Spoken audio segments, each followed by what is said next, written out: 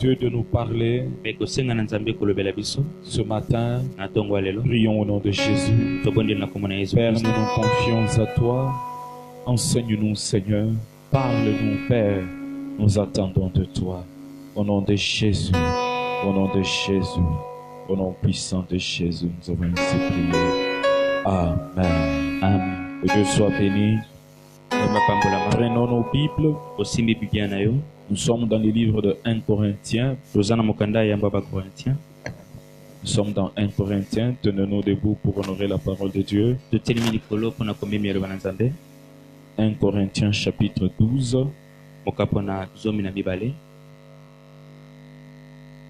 Si on peut éteindre ce bruit-là de fond, s'il vous plaît. 1 Corinthiens 12.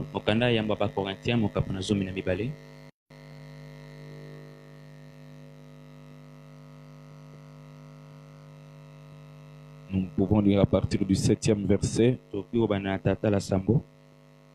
Chacun reçoit les dons de montrer la puissance de l'Esprit Saint. Et c'est là pour le bien de tous. L'un reçoit de l'Esprit le don de parler avec sagesse. L'autre reçoit du même Esprit le don de faire connaître Dieu. Un autre reçoit de ce même Esprit le don d'une foi très solide. Une foi. Un autre reçoit de cet unique esprit le don de guérir le malade. Un autre peut faire des actions extraordinaires. Un autre peut parler au nom de Dieu. Un autre sait faire la différence entre ce qui vient de l'Esprit Saint et ce qui ne vient pas de lui. Un autre peut parler en des langues inconnues. Un autre peut les traduire. Mais tout cela, c'est le seul même esprit saint qui le rend possible. Il distribue ses dons à chacun comme il le veut. Amen. Pouvons nous asseoir. Nous allons plus parler sur le verset 9e. Sur le don de la foi. C'est ce dont on va parler aujourd'hui. Avant d'entrer au message d'aujourd'hui, je voudrais revenir sur ce qu'on a parlé le dimanche. Sur les faux enseignements qui sont enseignés sur Marie. Par l'église dont vous connaissez. Premièrement, on dit que Marie sauve. Cela est écrit dans les enseignements, dans les catéchismes de l'église catholique. Ce qui est un mensonge. Car il n'y a pas de salut en aucun autre nom. Il n'y a que le nom de Jésus-Christ qui sauve. Marie n'a rien à voir dans le salut. Et seulement on dit que Marie, c'est elle qui reçoit les prières. Et même lorsque nous mourrons, elle nous recevra au ciel pour nous amener vers Jésus. Ce qui n'a jamais été dit dans le Nouveau Testament, ni dans l'Ancien Testament, cela n'a jamais été dit. Et ce qui n'est pas la parole de Dieu, ce qui n'est pas dans la parole de Dieu, vous ne pouvez ni croire en cela, ni adhérer à cela. Ce n'est pas dans la parole de Dieu. Il y a un troisième enseignement qui peut nous rappeler la troisième chose dont on a parlé sur Marie, qui était là le dimanche. Marie, source de sainteté. C'est Marie qui nous amène à la sainteté. Parce qu'elle-même n'a jamais connu de péché. Elle est née dans la sainteté parfaite. Donc dès sa conception, elle était déjà sainte. Elle n'a commis aucun péché. Ce qui est encore faux. Car la Bible dit que tous sont péchés. Ils sont privés de la gloire de Dieu. C'est le péché originel qui quitte Adam jusqu'à toutes les créatures. Marie aussi avait besoin du salut. Amen, amen. Et elle fit parmi les disciples de Jésus-Christ. Il y a un quatrième, c'est quoi?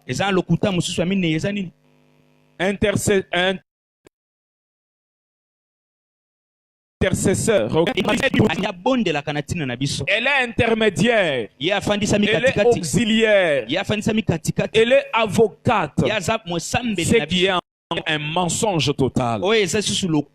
Car la Bible dit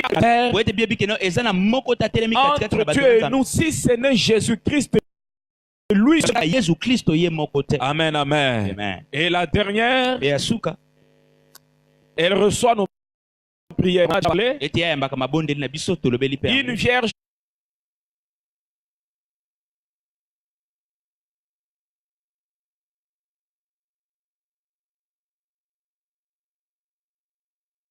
perpétuelle. Selon ce qui enseigne sur Marie, ceux qui croient sur Marie, ils disent que Marie a été vierge dès sa naissance jusqu'à sa mort, elle était vierge. On appelle ça aie paternos. Une vierge perpétuelle. La Bible nous dit que Jésus avait ce frère. Même n'est-il pas le fils du charpentier? Marie n'est pas sa mère. Jude, Joseph ne sont-ils pas ses frères? Et ses sœurs ne sont-elles pas parmi nous? Alors Marie, après être fiancée de Joseph, elle est devenue femme.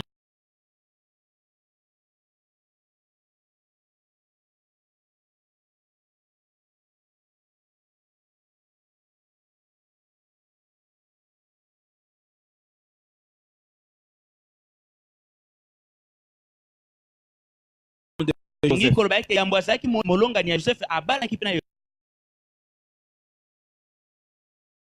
ne sais pas dans des choses qui ne sont pas écrites dans la parole de Dieu, mais qui ont été fondées par les hommes afin de soutenir une pensée diabolique et démoniaque. Et aujourd'hui, on parle du don de la foi. Le don de la foi. Nous avons lu dans 1 Corinthiens chapitre 12 verset 7. Et nous trouvons une chose au verset 9. Nous trouvons une chose. Le don de la foi est différent de la foi.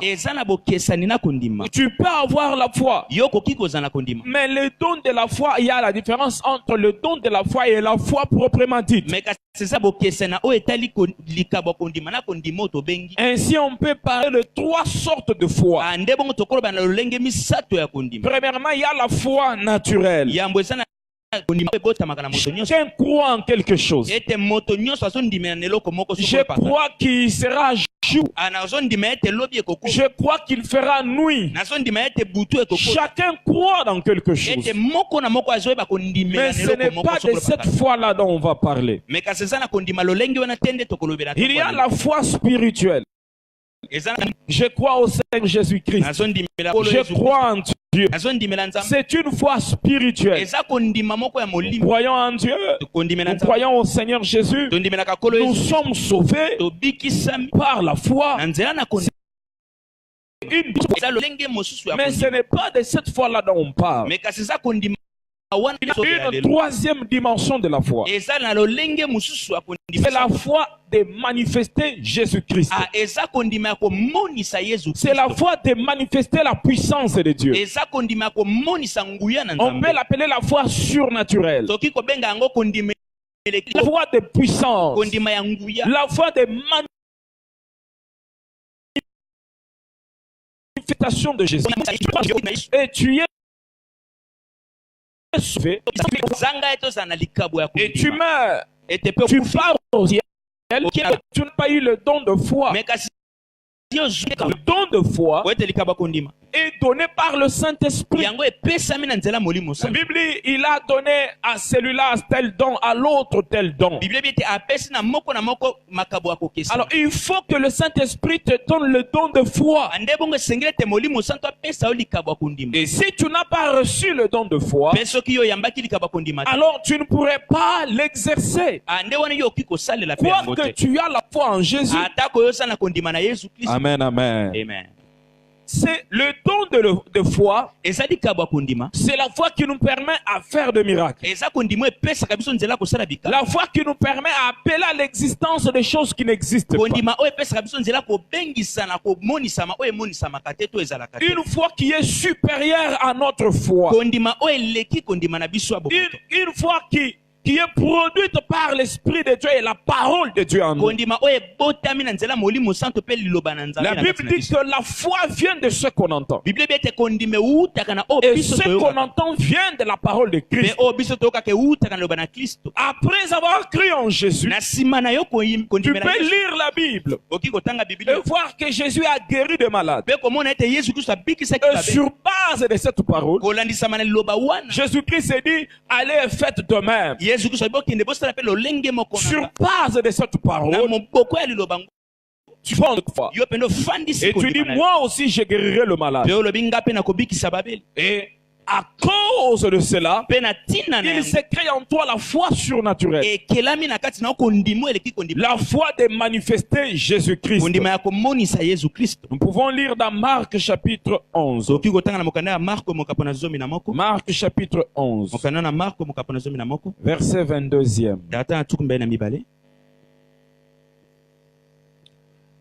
Marc 11, 22. La Bible dit ceci. Alors Jésus dit à ses disciples, croyez en Dieu. Dans d'autres versions, il est dit, ayez la foi de Dieu. Ayez la foi de Dieu. Jésus-Christ c'est une foi supérieure. Les disciples avaient déjà la foi. Mais ici, Jésus-Christ leur demande d'avoir encore une autre foi. Afin de croire en Dieu. Afin d'avoir la foi de Dieu. Une foi qui est différente. Une foi qui nous donne l'autorité. Une foi qui nous donne à faire des actions autoritaires. Une foi qui nous donne la capacité de commander. Amen, amen. De commander. Ayez la foi en Dieu. Ayez la foi de Dieu.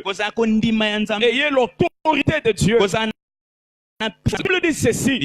À ceux qui l'ont reçu, et le pouvoir, l'autorité, c'est ce que produit le don de foi. L'autorité, le pouvoir de commander.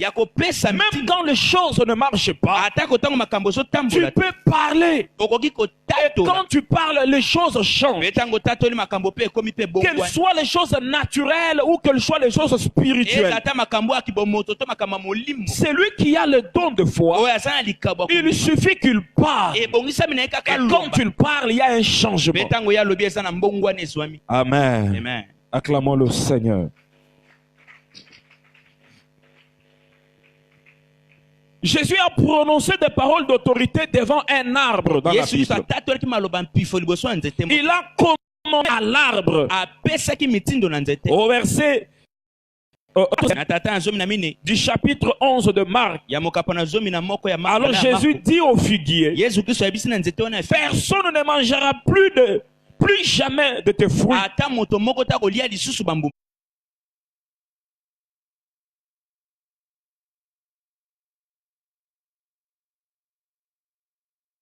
La Bible dit, et ses disciples entendaient cela. Et le jour suivant, il trouve l'arbre tout sec. Et il demande à Jésus, mais qu'est-ce qui s'est passé? Et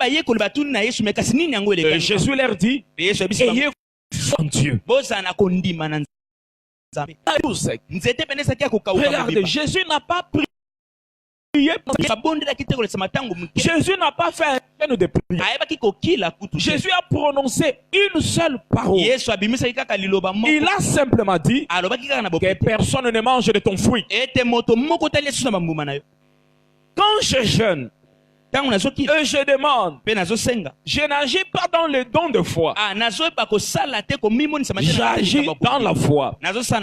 Mais quand je parle, je ne gêne pas, mais je proclame.